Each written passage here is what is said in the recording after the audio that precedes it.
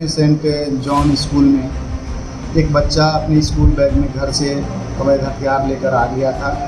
ऐसे मेरे छाए हुए पजरा में पहले बंदूक मारने का प्रयास किया, उसके बाद हम जो ऐसे खींच लिया तो वही बंदूक जाके इस पे लगा। वो बंदूक कहाँ से निकाला वो?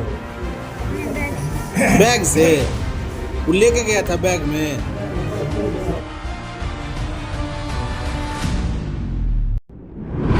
दोस्तों, क्या आप अपने घर के छोटे बच्चों के स्कूल बैग्स हमेशा चेक करते हैं? करते ही होंगे। और जब आप उसको चेक करते हैं तो आपको उसमें से ज़्यादा क्या मिलने की उम्मीद होती है?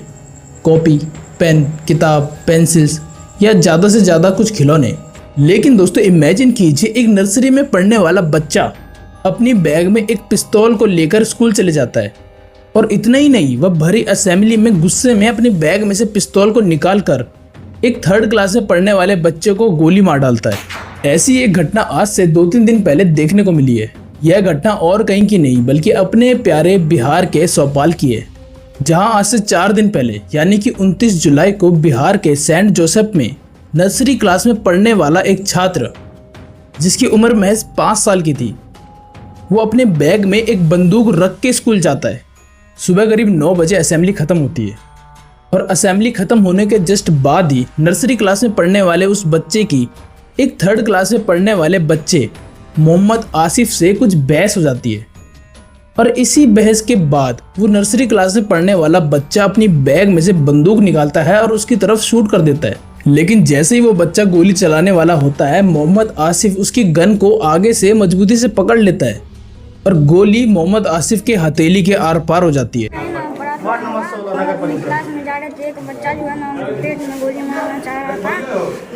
वो जो लड़का था ना, हम उसको गोली को पकड़ लिए तो मेरा हाथ में गोली चला दिया। ये जब स्कूल आया तो प्रार्थना होने के बाद अपने क्लास में गया। क्लास में जैसे ही गया तो मुकेश कुमार यादव बगला, जो कि बगला का निवासी है, उसका भी बेटा उसी स्कूल में पढ़ता है।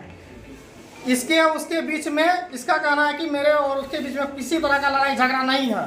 लेकिन वो लड़का जो है अचानक जो है मेरे पजरा में पहले बंदूक मारने का प्रयास किया, उसके बाद हम जो ऐसे खींच लिया तो वही बंदूक जाके इस पे लगी। अब आप खुद सोच के देखिए कि नर्सरी क्लास में पढ़ने वाला एक बच्चा एक गन लेकर स्कूल घुसता है और किसी को गोली मार डालता है। खैर, मैंने तो आज से पहले ऐसा केस कभी नहीं सुना। अब ये सीन देखने के बाद उस पूरे स्कूल में हड़कंप मच जाता है और इसके बाद स्कूल का प्रिंसिपल और वहाँ के टीचर्स मिलकर मामले को थोड़ा शांत करते हैं। इसके बाद प्रिंसिपल सबसे पहले तो उस नर्सरी क्लास में पढ़ने वाले बच्चे को अपने साथ प्रिंसिपल ऑफिस ले जाता है और उसकी बंदूक भी जब्त कर लेता है। और इसके साथ ही साथ वो मोहम्मद आसिफ को वहाँ से तुरंत हॉस्पिटल शिफ्ट कर देते हैं। अब इतना सुनने के बाद आप सभी सोच में तो पड़ ही चुके होंगे, लेकिन इसके आगे क्या हुआ ये सुनने के बाद लिटरली आप सब यही सोचेंगे कि इंडिया में यार सीरियसली सब चल क्या रहा है। एक्चुअली होता ये है कि स्कूल का प्रिंसिपल अब पूरी टेंशन में पड़ा हुआ था, क्योंकि आने वाले सारे सवालों का जवाब तो उसे ही देना था।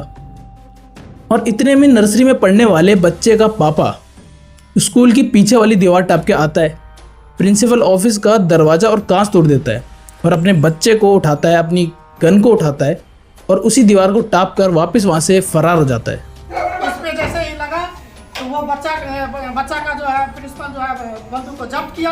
उसके बाद उसके गार्जियन को बुलाया, इसको भी बुलाए कि आपके बच्चा को बंदूक लग गया है, आप आइए स्कूल पे। हम लोग भी दौड़ के गए तो उसका गार्जियन जैसे मुकेश कुमार यादव जैसे स्कूल पे आया, बाइक लगा के पहले जाके बंदूक को जो है टेबल पे जो बंदूक रखा हुआ था, बंदूक जाके झपटा। उसी झपटने के क्रम में दोनों चीज लेके भागना चाहा तो ये क्या नाम है इसका, मैगजीन नाम है, मैगजीन ये उसके हाथ से छीन लिए। अब वो छीन के बंदूक को जो है बेटा समेत बाउंड्री तरफ के भाग गया और उसका गाड़ी जो है उसी स्कूल में भी लगी हुई है। अब प्रिंसिपल यहाँ से डबल टेंशन में आ जाता है, लेकिन उस प्रिंसिपल की किस्मत तो मानो गधे के, क्योंकि इसकी कुछ ही देर बाद मोहम्मद आसिफ के पेरेंट्स कुछ लोगों को लेकर स्कूल में घुस जाते हैं और स्कूल और उस प्रिंसिपल के खिलाफ प्रोटेस्ट करने लगते हैं। यहाँ पे आसिफ के पिता का कहना ये था कि ये सारी गलती स्कूल के प्रिंसिपल की है, क्योंकि वो किसी बच्चे को एडमिशन देने से पहले उसके पिता और उसके पेरेंट्स का बैकग्राउंड चेक नहीं करते। इसमें गलती किसकी है? स्कूल संचालक की? संचालक का कहा जाए गलती, प्रिंसिपल का गलती कहा जाए। कैसे? अभी अभी इसलिए कहा जाए कि आप जिस बच्चे का नामांकन करते हैं उसके गार्जियन का जो है बैक हिस्ट्री आप जानिएगा ना, कि उसके गार्जियन का क्या बैक हिस्ट्री है, वो चोर है कि बदमाश है कि डकैत है, लुटेरा है, आप पता कीजिएगा ना। खैर अच्छी बात यह होती है कि पुलिस वहाँ पर मौके पर पहुंच जाती है और मामले को अपने हाथ में ले लेती है, और बाद में इन्वेस्टिगेशन करने के बाद यह भी पता चलता है कि गोली मारने वाले बच्चे का वो पिता उसी स्कूल में गार्ड की नौकरी किया करता था। खैर अब भी इस सवाल का जवाब नहीं मिल पा रहा कि इतना छोटा बच्चा जिसे गन की स्पेलिंग भी नहीं पता, शायद ही पता होगी, उसके पास गन आई कहाँ से, और आ भी गई तो उस बच्चे को गन चलाना सिखाया किसने। खैर अभी वो बच्चा और उसके पिता वहाँ से फरार हैं।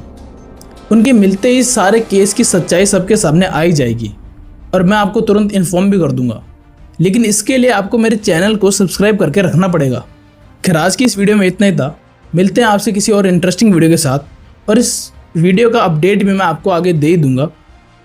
खैर तब तक के लिए goodbye, stay safe, stay aware.